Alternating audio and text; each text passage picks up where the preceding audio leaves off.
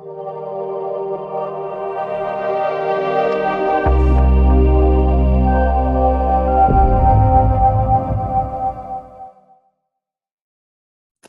everybody, welcome to Coach Unplugged, brought to you by the great people over at teachhoops.com for coaches who want to get better. Go over and check it out. Our community is really growing. Just got off office hours. We do bi-monthly, monthly, just kind of depending on how much people need. Go over and check it out. I don't think you'll be disappointed if you like these podcasts. I know we're going to have some office hours. We're going to have a couple of great interviews coming up. But today's podcast is my open letter to the WIAA, to the Board of Control, and to the WBCA. And it's my opinion, and only my opinion, not the opinion of the Metropolitan School District or my employer. But it is, again, my opinion. And if you want to see some things that I'm referring to, you'll have to go to my YouTube channel at teachhoops.com. But this is going to be my open letter. I'm going to talk about what has kind of gone down with the shot clock in the state of Wisconsin. And on teachhoops.com, I have a blog. I am going to post my open letter to the WIAA, to the WBCA, and to the Board of Control about my feelings about the shot clock. Now, before I even get into my feelings about the shot clock, I'm not necessarily against it. I think it's coming. I don't think it's necessarily going to be bad for the game, but I have some questions and some concerns moving forward, and that's what I'm going to talk about tonight. And something that's not in my letter that I was actually talking about with one of my coaches today, that I'm going to eventually put into my letter, I think, or into my blog, is, we're implementing this only for varsity teams, which I understand we probably can only do it for varsity teams, for expense reasons, for people running the clock and all that stuff. So we're going to expect kids to go through their entire career and only when they get to the varsity level use the shot clock. And the argument's going to be, well, that's what happens in the college game. Yes, that is what happens in the college game, but only 1% of kids that play high school basketball end up playing in collegiate basketball. So these kids are going to go through freshman, sophomore, junior high, all this stuff without a shot clock, and then we're going to throw this shot clock at them. So that's not necessarily in my letter, my open letter to the WIAA and to the Board of Control and to the WBCA. But so my first thing is, why are we changing? Do we want to make the high school game more like the college game when only 1% of the student athletes play? Do we really need to do that? I don't think we do. I think what makes high school basketball unique is that there are different types of styles. And if you've seen me coach over the last 30 years, you've seen styles that have been fast, you've seen styles that have been slow. But I'm not sure why we're changing to be more like the college game, the quote unquote corrupt college game. I'll let you decide on that. But why are we changing our game for that? So that's point number one. And these are all concerns. These are things that I've talked to other coaches in the state, other coaches around the country that are coaches in Delaware. I've got a couple of coaches in Delaware that have the shot clock and are not fans. Trust me, they are not fans at the high school level. They say there are 2 or 3 mistakes each game at the high school level. So I think it's really something we got to think about. So that's the first thing. Second thing, is the delay game evident at the high school level?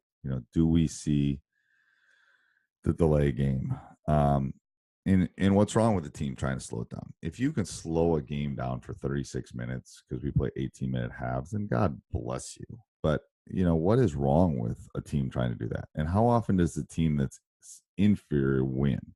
I bet in soccer, when they play PKs, that happens a lot more than it does in high school basketball. I can name the number of times I have seen teams pull the ball out and delay in our area of the state. It just doesn't happen. So we're implementing something for a problem that doesn't exist. Let me say that again. We're implementing a solution for a problem that does not exist. So I think that's something that we need to think about as a as a as a coaching community. Why implement something when there isn't a problem? Hold on, I'm writing that down because I want to put that in my letter. What is the change going to actually do for the game of basketball? What's it really going to do? We can talk about how halves, we went to halves recently. Halves allowed high school coaches to play more kids. We can talk about how the 3-point line space the court better. All those things are true, 100%. I'm not going to argue with them. But what is this really going to do? No one's answered that to me. No one that says they're pro shot clock has answered that question to me. Because the delay game one is not an answer, because there aren't that many games that are in the 20s. There aren't that many teams that are pulling the ball out and taking a minute 10 off the clock each time. It's just not happening. So something to be thinking about. Next one. I think high school basketball is a unique sport. I do. I think it's different. I think different styles, different things make it unique, and I think it's makes it one of the great things about high school basketball. Going on a side note on this is, who's going to pay for this? Who's going to pay for this mandated expense? The implementation, the nonstop. I'd probably have less of a problem if everybody in every court had it and we were doing it at the freshman level.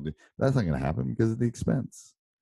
So who's going to pay for this? You look at the budget constraints that the state of Wisconsin have gone under the last 10 years, and we're going to go spend $5-10 grand on a shot clock that's not needed, in my opinion, and hire somebody to run it, because that is probably one of the more difficult things to do, is to run that shot clock.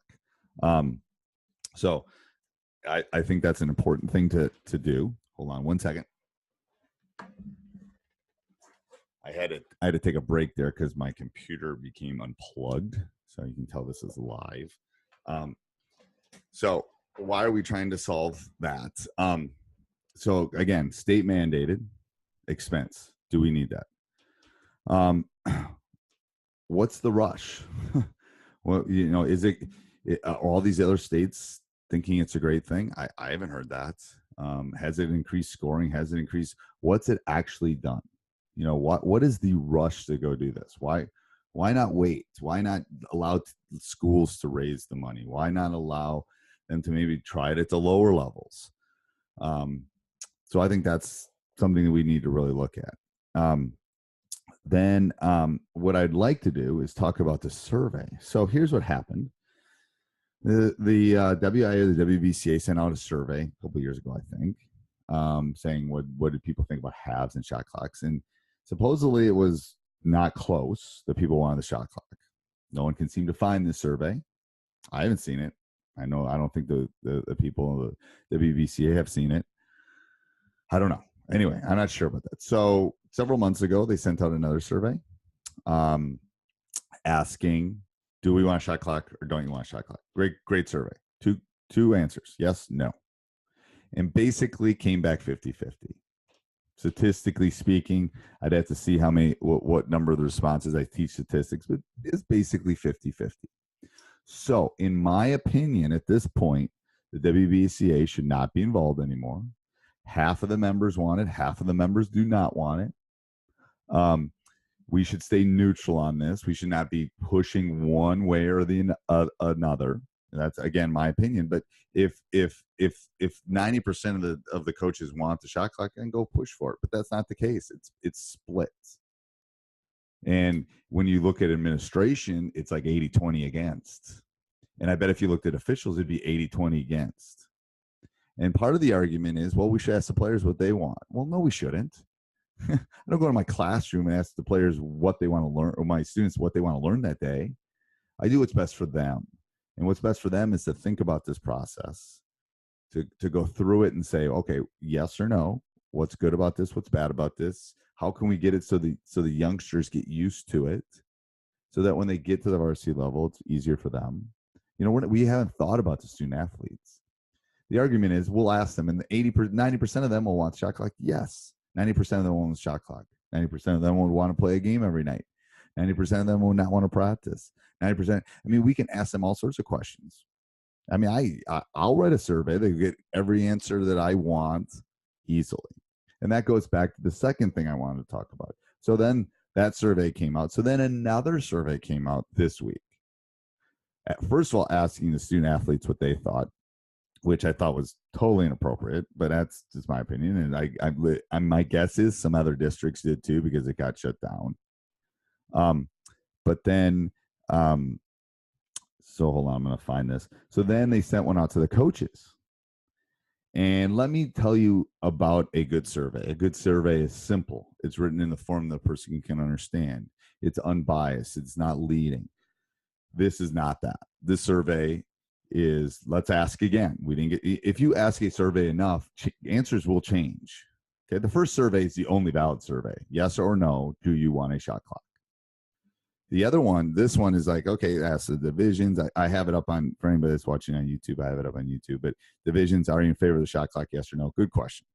Where does your athletic director stand on the shot clock? So you're asking what another person is thinking. Or where does your principal stand on it? Where does your superintendent stand on it? Prior to the WIAA meetings, did your athletic director ask what your position was on shot clock prior to the athletic meeting? The principal, prior to the, they spelled principal wrong if we want to get nitpicky, but prior to the WIAA meetings, did your administration formally poll your student athletes on it? Well, no, of course they didn't. And then the responses that you could put, well, at no at any time less than yes, has nothing, has yes but nothing more, yes with a lot of discussion. At any time as your superintendent or principal position talk to you about shot clock, no, yes. But then all these things is like briefly, no, in depth, but in terms of a solution in any way, yes. All those are leading, all those ways of going, yes, in depth, but in terms of a solution to any issues, yes, with a possible solution to identified issues. All of those are irrelevant. Those are, the question be yes or no. All those are leading questions. They make them biased at that point. After the WBCA meeting, blah blah blah, and then if the shot clock rules were reviewed, would you be you most be in favor of, poorly written sentence anyway, Division 1, 2 mandate to all levels. So these questions are, they're first of all, they're leading. They're asking. They're basically, it's just a really poorly written survey, in my opinion, which should be irrelevant moving forward. But you shouldn't ask what someone else is thinking. If you want to know what the athletic directors are thinking, you should send the athletic directors a survey. If you want to know what the principals are thinking, you should send a survey to the principals or the superintendents. Don't ask one person what another person is thinking. Statistically irrelevant, survey-wise irrelevant, shouldn't be done, bad. Okay, so I mean, from someone that teaches statistics, talks about surveys, talks about how to do it, you should just not do it. So anyway, so I mean, I wouldn't be surprised if we had another survey in another week, to be honest with you. How accurate are these surveys that have been sent by the WBCA? As a statistics teacher, I can't talk today. I believe an unbiased survey is simple, short, and non-leading and unbiased questions, non-leading and biased questions, which I don't think that is. So I think the first survey is, if you want to take any data. Otherwise, you should go ask the athletic directors. I think they voice their opinions. We should go ask them. So and then I go on to talk about, is this the best for all levels? How do officials feel about it? My guess is officials are not in favor of this. But again, my opinion,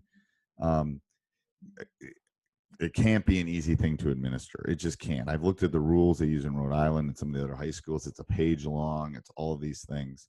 So what I would ask, and this is what I'm asking in my open letter to the Board of Controls, who is going to meet December 1st, it was I would table this. I would table it at this point. I would go back. I would figure out how I can get this to the younger levels. How can you implement it so that, boom, the first time you try it isn't at the varsity level? And, I'd ask yourself, what's the reasoning behind it? Because the reasoning is not all these coaches are clamoring for it. It's not. It's basically 50-50 for and against.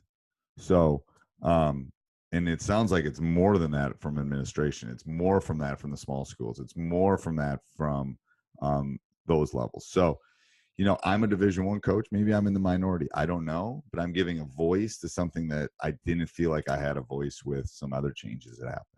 When we changed from 4 divisions to 5, and we took away from the largest schools and the most kids in this state, and I didn't feel like I had a voice. Well, I feel like I have a voice, and I have a platform now to tell how I feel about this. And whether anything changes, I don't know, but it's a platform, and I'm going to voice my opinion. Because I still think they made a mistake when they took away from member schools rather than added to member schools. And that's what they did for the large schools. And sometimes I think the large schools needed more teams at the state tournament, needed it for community, needed for that than the small communities. So that's my opinion, but whatever. I think there's been some other changes. There's been some good ones and some bad ones.